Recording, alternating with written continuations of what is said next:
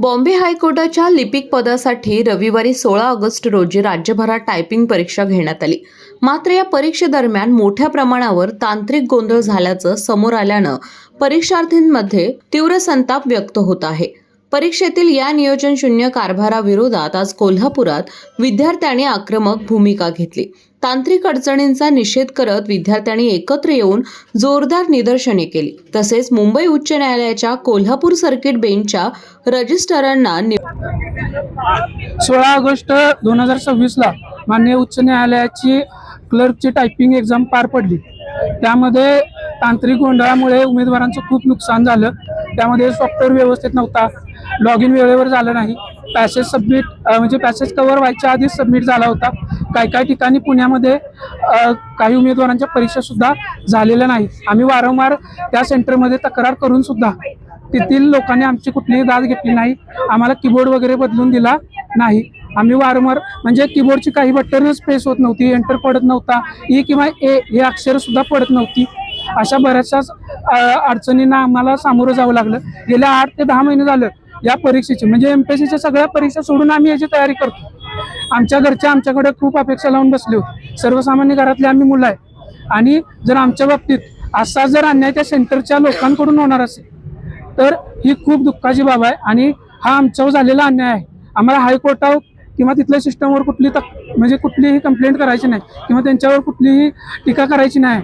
फक्त त्यांनी आम्हाला जी परीक्षा कंडक्ट करण्याची पद्धत जी सांगितली होती किंवा दिली होती ती सबशियल फेल पडलेली आहे. आणि आमची एकच मागणी आहे, पूर्वपार जशी होत होती हार्ड कॉपी टू स्क्रीन ही अशीच परीक्षा व्हावी. त्यांनी पुन्हा री एक्झाम घ्यावी ही आमची मागणी आहे. जसा औरंगाबाद कल्याणला काल दंगा झाला, अभिजित दिपकेंनी सुद्धा त्या आंदोलनामध्ये भाग घेतला होता, तसा इथं दंगा काल होऊ शकला नाही. पण आमच्या सगळ्यांच्या ह्याच अडचणी आहेत. काही मुलं पास झाली आहेत ती सुद्धा याच्यामध्ये सामील झाली आहेत. कारण त्यांना कोल्हापुरात किती ठिकाणी पेपर होता आणि किती विद्यार्थी बसले? कोल्हापुरात 3 ठिकाणी होता, पुण्यात सुद्धा 3 ठिकाणी होता. कोल्हापुरात टोटल 700 मुलांची एक्झाम झाली होती आणि पुण्यामध्ये कोल्हापूरचे जवळपास 1001 मुलं काल एक्झामसाठी गेले होते. केंद्रावर सगळीकडे झाले सर, तिन्ही नाही, पुण्यात पण झाले, कोल्हापूर ऑल महाराष्ट्रात सगळीकडे झाले. आता आम्ही खंडपीठाच्या रजिस्ट्रार सरांना भेटणार आहोत. त्यांना तांत्रिक अडचणी निदर्शनास आणून देणार आहोत आणि त्यांना सांगणार आहोत की हायकोर्टाला तुम्ही सजेस्ट करा की ही री एक्झाम घ्या. त्यांच्यावर आम्हाला ब्लेम करायचा नाही, पण फक्त ज्या त्रुटी झाल्यात त्या फक्त त्यांच्या निदर्शनास आणून द्यायच्या आहेत. कारण काल जे हायकोर्टाकडून नोटिफिकेशन आलं होतं ते औरंगाबाद आणि कल्याणसाठी आलेलं आहे. तिथे काहीतरी तांत्रिक त्रुटी झाल्यात. सर, तांत्रिक त्रुटी ह्या सगळ्या महाराष्ट्रात आल्या आहेत, कोल्हापूरमध्ये झाल्यात, पुण्यात झाल्यात, काही ठिकाणी परीक्षा सुद्धा झालेल्या नाही सेंटरचं.